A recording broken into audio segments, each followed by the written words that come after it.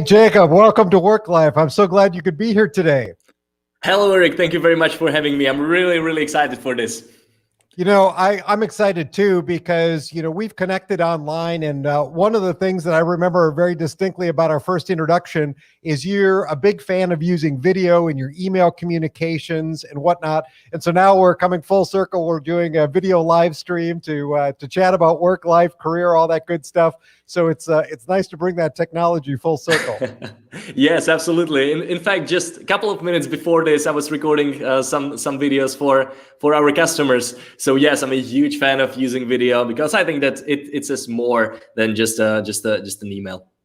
Well, it's an incredibly personal way of doing it, right? We've all got such power in our pockets today with the cameras that we have, and being able to use video in communication is becoming so important. And I find it very interesting that so many people are out there creating things for Instagram and TikTok and all the other channels, but still so few people are using video as a way to communicate through their emails or through those personal business communications. And so it stood out immediately when you did that. I think that's great. Yeah, I absolutely agree. And not only that you can provide most of the information that you could provide via text, but it will also add a little bit of personality that will eventually build a relationship in a way better way than just sending an email. So true. It's all about that connection, right? Making those personal relationships. And so, yeah, I'm glad that it's come and we've been able to sort of schedule this today and get together. As we start out the conversation, I'd love to talk a little bit about your work life, your career side of you, and how you got to where you are today. I know you're the co-founder of SpeakOnPodcasts, and I would love it if you could just sort of tell the audience kind of where you started out in your career journey and how you ended up as a co-founder of a company today. Right. I'm not sure if I will answer everything because I lost you there for a second, but you asked about me, about my bio, right? Yeah. Just, how did you start out and how did you come to be a co-founder of a company, in this crazy time and you've got a global company, right? You've got people working all over the world. How did that all happen? That's right. Yes. So last year I was working as a CMO of a US-based startup, and it was actually my first employee experience of working for somebody else. And I wanted to try it. I wanted to try what it will be like, and so I did. And after a year, I felt that I don't have the freedom I wanted, right? So I started looking what I could start, and I wanted to do something that people actually need and that will be deeply connected to my purpose and what I want to do in my life. So as I was working on myself, discovering my purpose, my core values, and also interviewing a lot of people, I decided that I will help other people to launch their own podcasts. I basically wanted to become a consultant, helping people to launch their own shows. So I started reaching out to people. I started talking to a lot of people, and Eric, a lot of them reached out back to me and they said, Jakub, it sounds like a lot of work to launch my own podcast. Can't you just help me to get on other people's shows? Yeah. And when I received it like 2 times, 3 times, I was like, okay, maybe there's something. But once I received it like 10 times, I said, okay, I think that this will be the direction. The audience is literally telling me what they need. So I started doing that. And I started helping other people to get placement on podcasts their target audience listens to. And a couple months forward, I got introduced to Mark Colgan, who is my co-founder and at SpeakOnPodcasts. And we decided that we'll launch a company, an agency helping people to secure podcast interviews on shows their target audience listens to. We work mainly with B2B and tech brands, and we are placing their executives and founders on shows to fuel their reputation, to fuel their brand. Right now, we are, as you mentioned, global team. We are a team of 12 people. And we are helping people mainly from the US, and it's amazing. It's totally aligned with my purpose, which is to provide knowledge, skills, and value to empower others to make a positive step in their life. So I love that. The little background. No, I love that. That's very interesting. So before you did this, I mean, clearly you saw an opening there. You saw that there was a need, and you filled that need. But what was your background in podcasting before this all happened? Were you a podcaster yourself? How familiar were you with the medium, or did you just see this opportunity? Right. So when I was CMO, I did around 250 webinars and interviews, and I really fell in love with this format. So I said, why just not continue doing what I really enjoy? And funny story, interviews actually unlocked a lot of opportunities for me.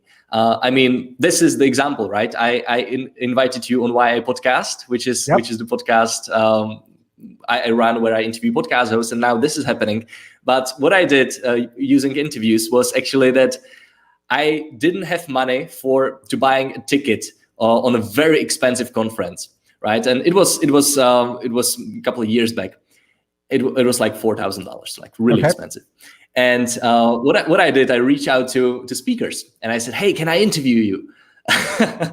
And a lot of them got back to me and they said, yes, of course, I'd love to be interviewed. I literally didn't have any format. I just said, hey, I want to interview you. And I started networking with speakers without having a ticket. And I got to all the parties and I got to dinners with these speakers. And I literally had an amazing experience without having a ticket, only because I was interviewing them and I was networking using interviews. And I said, yes, this is something I really want to help other people to experience. So that's what I decided that I will do. When you decided to start the company, you know, you said that you were a CMO at this startup. Obviously, working at a startup is challenging, right? A lot of responsibilities. So was being an entrepreneur everything you hoped it would be? Well, I was entrepreneur before I was working as a CMO. So I sort of knew what it will be like. And even though that it was a step to literally unknown, because I was starting something completely from scratch, I'm really happy that I made the decision, and I really like the responsibility that entrepreneurship brings. So yes, I'm very happy with the decision and how it turned out to be. That's great. How has it been working with a global team, bringing new people on, working with them remotely? How have you found that as a business owner? That's a great question, and I think that one of the most challenging things when it comes to working with remote team is not finding the talent. I mean, when you're working with people from all around the world, there's a almost unlimited pool of talent, right? But navigating the cultural changes, cultural differences between different nationalities, that's quite important to know how to do it, right? Because when you work with people from the US, they will react completely differently on the same things as compared to people, for example, from Southeast Asia, right? So knowing these little things, little differences, can literally make or break your team and your culture. And the next thing would be how to build a culture, an actual culture, when you don't meet. So everything needs to happen on Slack, everything needs to happen on team meetings, and how to communicate all core values we have as a company, where we are going, so everyone is on the same page and they're responsible for their actions, and they don't need to be micromanaged all the time. So yes, all these things where in-person communication is missing, we needed to figure out how to do remotely. And I think that we are on the right track there. Well, I noticed even on your website that you talk a little bit about the fact that you've got people from all over the world. I think there's a screen where you've got all the different flags of the countries. Yes, yes. People. Yeah. So that's great. So you're obviously celebrating sort of that cultural diversity that you've got there. Mm-hmm. Do you think that that's really helped in your business as well, as being able to have people in different parts of the world and having that cultural diversity as part of your workforce? Yes, and I think especially when we work with someone from Australia, for example, the time difference is huge, even from Europe and from US as well. So it's really handy to have a person who's really good from Philippines, right? Because they're very close and they can communicate quite quickly. And yes, of course, like the different culture, it brings that the diversity into the company, which makes it more fun, because what's completely normal for someone from the other side of the world is wow for you. And you can start a discussion and you have almost unlimited talking points with your team, because everybody has completely different backgrounds. I couldn't agree more. And, you know, one of the things I thought was interesting in what you said as well is podcasting is such an interesting medium. You know, we're in this time when everybody sort of wants to be famous. Everybody wants to have an online brand, a personality. But I think the key to podcasting success is really people out there adding value, right? Because people aren't going to subscribe to a show. They're not going to come back over and over again unless they think they're making a real connection and getting some value. Do you see that as one of the real strengths of podcasting as we look at all these different mediums? Yes, I think that's the fact that it's very usually long form content. It allows people to first build a deeper relationship with the listener, with the host, and to explain more, let's say, complicated topics in depth. Because I think that average attention span in social media is just around 8 seconds or something. Very short, very short. But very short. And compared to podcast, it's just 20 minutes, right? People listen to Joe Rogan podcasts that are sometimes even 2 hours long, or Jocko Willink, sometimes even 4 hours long. And it's a medium where you can build really deep connection with the audience. And even though it's sometimes very difficult to track the ROI, if you're more like a business driven, it has the positive impact on your brand and on your business. Because just networking and creating these meaningful relationships, it just moves the needle to the right direction. That there's no way around it. Yeah. So how have you enjoyed your time as a co-founder? Is that a role that you like? Yes. So I think having a co-founder helps you to share the responsibilities, right? A little bit. And sometimes there are days when you don't feel okay, when you feel a little bit down, right? And when you're a solopreneur, it's easier to say, okay, maybe this thing is not for me, right? But when you have someone next to you who is literally going through the same feelings from time to time, and you can share the burden with that person, it just makes it so much more fun. And I wouldn't say necessarily easier, because there are different challenges. But sure, there is a quote: if you want to go far, if you want to go fast, go alone, and if you want to go far, find a team. Right. So I definitely agree with that, and I'm very happy with the decision to join forces with Mark. I love the way you say that too, because in my interviews with a lot of entrepreneurs, oftentimes it's a little bit of a lonely journey, because there aren't people that truly get excited about your business the way you get excited about your business, and you look for that help and support or mentors or whoever it may be. But it's hard to find people who are as passionate about what you're trying to do as an entrepreneur than you are yourself, which can lead to sort of an isolated road. So having a co-founder is an interesting way to sort of get around that in some ways, because at least you've got one other person who's invested in the business the same way you are. Yes, exactly. And not only that, finding someone who is passionate, like I am, that's the one thing. But second, in the past, I was doing a mistake that I was looking for people who are like me, but that's not really something that you want your co-founder to be. You want to find someone who can do things that you're not so good at, right? So, for example, we found out that my strength is to come up with ideas and like get them moving. But when we are a little bit further down the road, that's where Mark's strengths kick in, and he can really set up the processes and make sure that everything is executed perfectly. So we really supplement each other in this area. So there's a visionary and an operator, I think. So it's good if you find a co-founder who's like that. Yeah. Oh, I agree. That's so important that you sort of balance out each other's strengths and weaknesses. You don't want a clone of yourself. You want somebody who can really add to areas where you might be a little weak, and vice versa. So I think that's great. Yes. You know, Jakub, as we sort of switch gears a little bit and sort of talk to the personal side of life, tell me about the hard 70.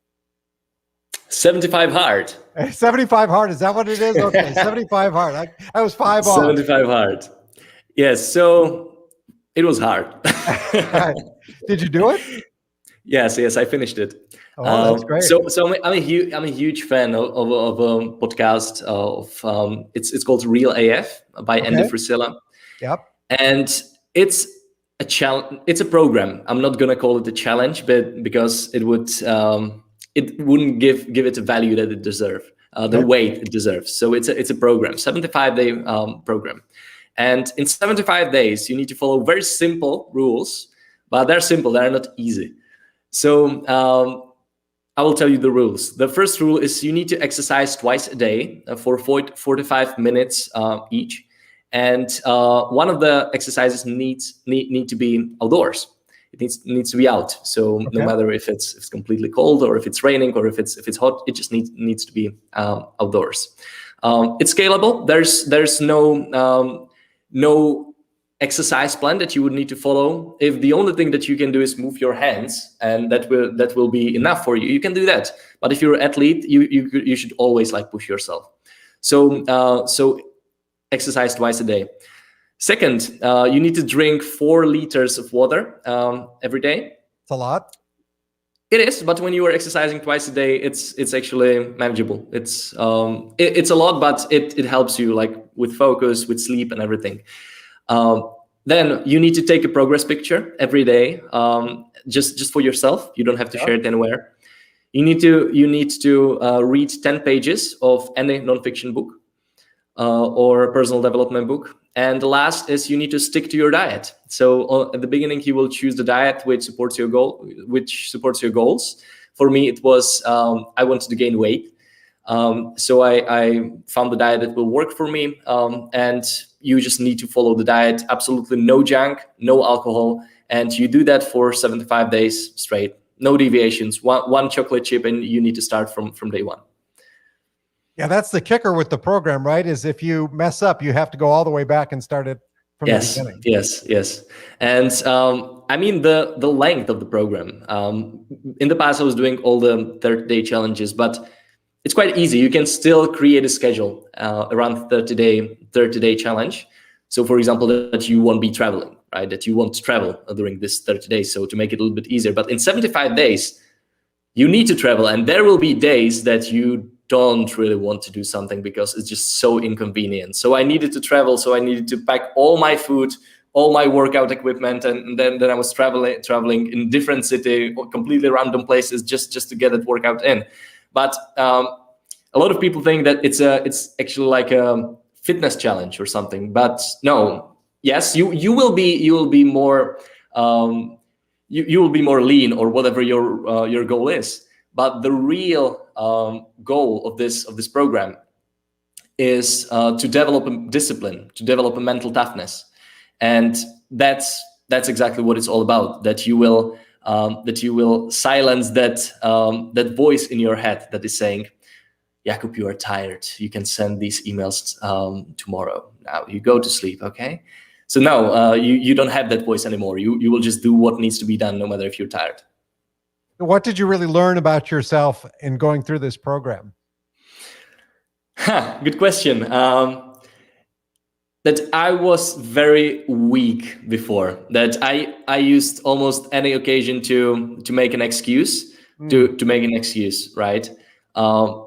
It was too warm outside to go for a run, so I didn't go, right? And it taught me to do uncomfortable things on purpose and always choose the more difficult option. Because if you do uncomfortable things on purpose every day, at least, I don't know, a little thing, take a cold shower, right? Or wake up a little bit earlier, fit in the workout in time that you are not used to. That's what will build that discipline muscle that will translate to every area of your life. I love that, because so often people get on these programs and they push really hard to get through the program, and then the program's over, and it's like, now what? Yes. Do they revert back to where they were, or have they taken lessons away from the program that now fitness or diet or mental toughness is now part of their routine? So what is sort of the follow-up at the end of this program? Obviously, you don't keep at the same pace, or you do, or how do you take the benefits of everything that you've learned in the program and now keep applying them going forward? So the main benefit is the discipline, right? So when people buy courses and these courses don't work, it's not really because the content of the course wouldn't be good is because that they don't execute in exact way they're supposed to, right? And I believe that people who are watching now, they know exactly what they need to do to achieve whatever they need, right? Whether it's a healthier body, healthier relationship, or more business, you know what to do. You just need to do exact same thing every day, whether it's eating right or contacting people, and you will achieve it, and you do it every day consistently. So that's the main thing I learned after 75 Hard, that it's not really about if it's fun, but it's about that it needs to be done because I want something bigger in the future. But the day I ended the 75 Hard, I thought that I will be like super happy and pumped, but it felt so weird. It felt just so almost like an imposter syndrome, right? I knew that it's day 76 and I don't really have to do anything now. But when I didn't go for my morning run or walk or weighted west uphill walk, it just felt so weird. And because I already built that habit in 75 days, and now I didn't do it, it just felt weird. And it translates into when I now decide that I need to contact a couple of people every day. When I don't do it, I have the same feeling, right? So I always want to stick to my habits that I choose. I think what's so interesting to me about all that is that, here you're a guy, you're obviously in good shape, but you're an entrepreneur. You've started a company, you've grown a company, you've added people, you've been pretty aggressive about that. I wouldn't look at you as the kind of person who I would say, this guy's got a discipline problem. You've clearly been successful, but it's something that I think I see in a lot of entrepreneurs, that they're always looking for those areas of improvement that maybe from the outside people would say, oh, this person's got it all together. I wish I could be more like them. But I think for many entrepreneurs, they're always looking for those avenues to further improve, to learn more, to get more skills or better skills. Do you see that as well? Well, I think that everybody has completely different potential. And even though that if you are a billionaire and you could be the richest person in the world and you're not fulfilling your potential by improving yourself, I think that you're doing yourself and the whole world a disservice, right? So even though that, yes, I have a quite successful company now, there are still opportunities that I can improve, right? And there will be in the future. And I think that it's really about making sure that you are always striving to reach that potential, your full potential, and whatever it is, because it's different for everyone else. Not everybody can be an entrepreneur, right? Someone can be, and I don't want to sound bad, but someone can flip burgers in McDonald's, but they can do it if they will decide to do it the best way they can. And they will really fulfill their burger flipping potential. I think that there's nothing wrong with that, right? But they just need to fulfill that potential and do everything they can in an excellent way. I love that. And, it's a great segue, I think, to bring this conversation right back around. We talked a little bit about work. We talked about some of the things going on in your personal life. And when you bring it all together and you get that balance in your life, and you talk about the values that you wanted to lead in your life and in your business and the passions that drive you, how do you see that all coming together for you? What really pushes you from a passion standpoint? So what really changed for me is when it changed for me is when I discovered what is my mission, right? And it's still evolving, but having a North Star that is guiding your decisions, it really helps, right? Because now when there's an opportunity, I always can use that personal mission statement as a filter, right? Mm-hmm. Is that something that fits to my personal mission statement, fits to what I want to accomplish in the long run? And very often the answer is no. And that's good, because in the past I was just saying yes to every opportunity, and these opportunities might be good, right? But there are just so many of them, and I think people just need to focus and learn how to say no. And that's what I would say is the biggest difference once I found what I want and don't want to do. and also identifying my core values. That helped as well. That's on the same page. Well, I like that. You're basically using it as a filter, that mission statement, those core values, to really decide what's important to you, what to work on, and focusing in on mostly those areas. Yes, that's right. Yeah, I think that's so great. Do you use any tools? Are you someone who enjoys journaling as a way to sort of track your progress? I mean, what tools do you find have really helped you along the way? So I'm bigger fan of writing stuff down with my hand, with the pen. I feel it goes deeper in the brain rather than if you just write it on your laptop. So I use bullet journal. I always have it next to me, and I have a very simple system. So I journal once a week. In the past, I was doing it daily, but sometimes the days are just exactly the same. So I decided I will just do it once a week, and my system is very easy. So I have every day I have like 5 tasks I need to finish. 5 critical tasks that will help me to get closer to my weekly goals, and these weekly goals are identified based on monthly goals, and monthly goals are identified based on yearly goals. And I do it every week, every day, every month, and just always hold myself accountable. So at the end of each week, I just describe my week here. This is what I did on Sunday. So I was just writing about my week, and I always track my habits. So I have habits that I need to do every day. So they're here. Oh, wow. Sometimes I skip. Yes. When I had COVID, this is when I had COVID. So you can see there are a lot of few. Yeah, I missed a few. But yes, those are like non-negotiables. I want to finish every day, and that holds me accountable. So yes, I use bullet journal, and that works for me. That's awesome. That really looks like a lot of organization, but a great way to keep yourself focused and on task. And yeah, I agree. I do journaling myself. And sometimes you get up in the morning, I try to do it daily. And it's like, well, yesterday was exactly the same as the day before. I don't have that much to add. But then there are those days when you just want to get something off your chest, right? And putting it down on paper and just allowing you, maybe you'll never go back and read it again, but just allowing you to sort of get that out of your mind is a very helpful exercise. Yes, absolutely. It helps a lot. So what's in store for the YI podcast? Are you going to continue doing episodes throughout the rest of the year? Yes, but since we are now building Speak On Podcasts, it takes more and more of my time. But yes, we want to include it as a part of our communication, and I have a couple of interviews lined up on YI Podcast. So yes, I want to do it because it's a great way to just talk to people with different backgrounds and just network with amazing podcast hosts. And yeah, so I will be continuing doing it. If people want to see it, it's yipodcast.fm. yipodcast.fm. We'll make sure to have that in the notes.